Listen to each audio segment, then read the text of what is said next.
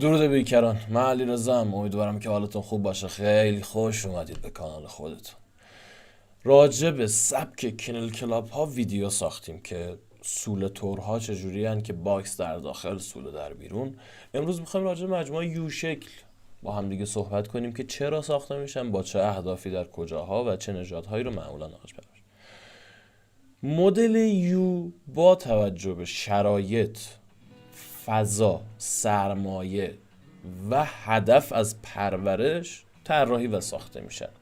فقط موقع ساخت مجموعه مواظب باشید که از حروف سین، قاف و کاف استفاده نکنید، چون همونجور که میدونید چند روز پیش یه نفر به خاطر آموزش دادن غذای کتلت دستگیر شده. این سبک از مجموعه چون معمولا، نه همیشه، برای نژادهای مستیف ساخته میشن، واسه همینم باکس های معمولا بزرگتری دارن، یه چیزی حوالی 20 متر 20 متر مربع.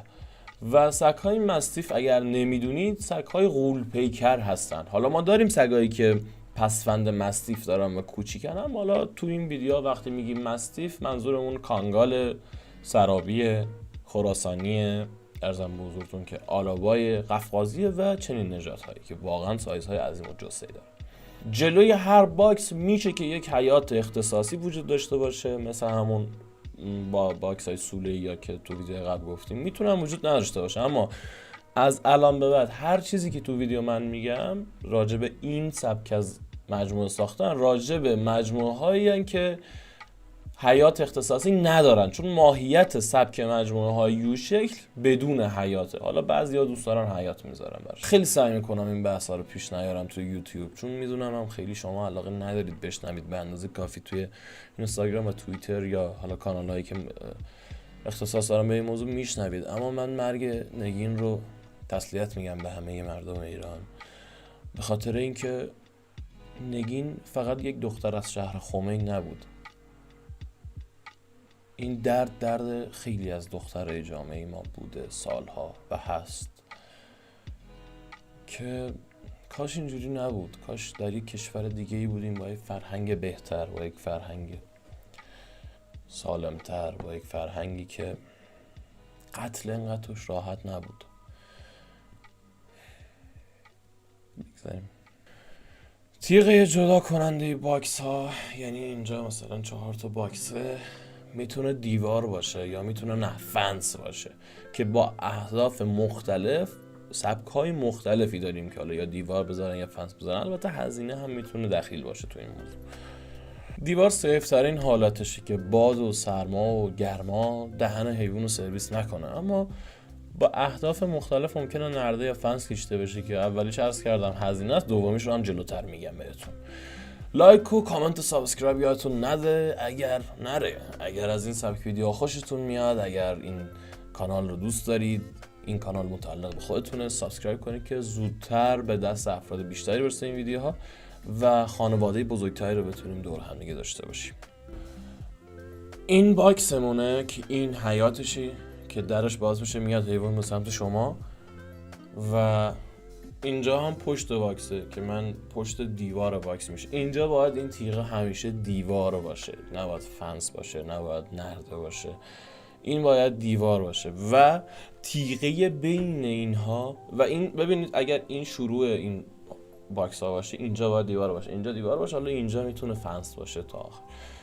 و بین این تیغه ها اگر فنس هم بخواد کارگزاری بشه، حداقل تا 50 سانت از زمین باید دیوار بشه، روی دیوار اون فنس ها نصب و تعبیه بشه، برای اینکه جام پناهی باشه در مواقعی که باد میاد. باد مستقیم خیلی میتونه اون رو اذیت کنه و همین جزئیات کوچولو خیلی میتونه حالشون رو بهتر کنه. برای مجموعه های یو شکل بعضیا میان توی این باکس ها لونه میسازن. باکس 20 متره، حالا 2 تا لونه مثلا 1.5 متر مربعی هم میسازن. خب اگه این کار رو هم کنن خیلی کار خوب و باحالیه. به نظرم از لحاظ اخلاقی هم خیلی از حیونا میتونه تأثیر بذاره و اینجوری حتی میشه که این زل پشت هم که عرض کردم ما دیوار باشه، اینم فنس بشه دیگه، دیوار نباشه. و این خیلی نکته خوبیه. ارتفاع سقف ها 2.5 متر، حتی 2 متر هم میتونه باشه، چون نیاز به سقف بلندی نداره و هرچی این سقف کوتاه‌تر باشه خب توی ساخت هزینه کمتر میشه و باد و بوران و اینا هم کمتر حیونا رو اذیت میکنه. فقط توی تابستون اگر سقف فلزی باشه یکم ممکن اذیت کننده باشه که 2 متر کافیه برای حیوان، چون سگ ها اندازه ما قدشون نیست، قدشون کوتاهه. و فضای باکس ها باید حداقل 30 سانت بالاتر از سطح زمین باشه، یعنی روی سکو ساخته بشه. یک سکوی بتونی معمولا میسازن که 30 سانت، 40 سانت، 50 سانت، حتی تا 70 سانت از زمین ارتفاع میگیره و باکس ها روی این ساخته میشه. خب علتاش هم دیگه مشخصه دیگه، چرا شما خونه از سطح زمین یه مقدار بالاتر میسازید. حالا کف این باکس ها رو چون زیرش بتون کار شده، معمولا همون بتون میذارن بمونه و هزینه اضافه ای نمی کنن. بتون هم خیلی خوبه، اما اگر مجموعه یکم سایزش بزرگ باشه، یعنی مثلا بالای 30 قلاده بخواد نگهداری بشه، بتون خاک تولید میکنه از خودش، سیمانه دیگه. این خاک هر روز باید شسته بشه، هر روز باید چیز بشه و همیشه یه کثیفی خاصی توی ایوناتون هست. اگر بتون باشه خوبه ها، بتون مشکلی نداره، مخصوصا بتونایی که خیلی مثل آینه‌ای حالا اصطلاحاً میان کار میکنن خیلی جواب میده، اما بهتره که، ولی خب این بتون ترک ممکنه بخوره، جیش میکنن، این رنگه ممکنه بمونه. حالا خوبه، اما اگه بتونید این رو سنگ کنید خیلی خوبه، نتونید حالا یه موزاییکی بزنید بازم خوبه، نتونید همون بتونه اوکی برای کف. حالا بین این همه خبر بد یه دونه خبر خوبم بدم به شمایی که حیوان دوستین. بلوچستان حیوانات جالبی داره، مثل کروکودیلا، مثل تمساح‌ها.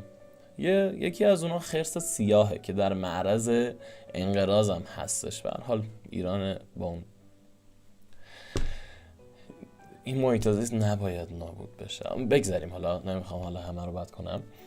این یه خرس سیاه 10 ماهه توی ماشین یه قاچاقچی توی اصفهان کشف میشه و دکتر سعید یوسف پور و فربد خاکپور، دامپزشکن دیگه قطعا، درمان اونو به عهده میگیرن. بعد از 3 ماه مراقبت و درمان شبان روزی از مرگ حتمی نجات پیدا میکنه. گویا موقع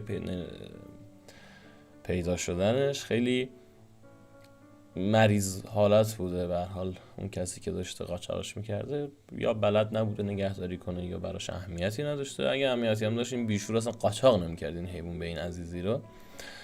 چقدر هم خوشگل و بامزه است و خب مثل اینکه دستی هم شده دیگه. اسمشو گذاشتن لالین، خیلی اسم زیباییه، برای سگ‌هاتون هم میتونید استفاده کنید. لالین طبق چیزی که من خوندم یعنی دردانه، یعنی کمیاب. اسم جذابیه، حتی روی اسم انسان هم بتونید بذارید لالین، واقعا قشنگه.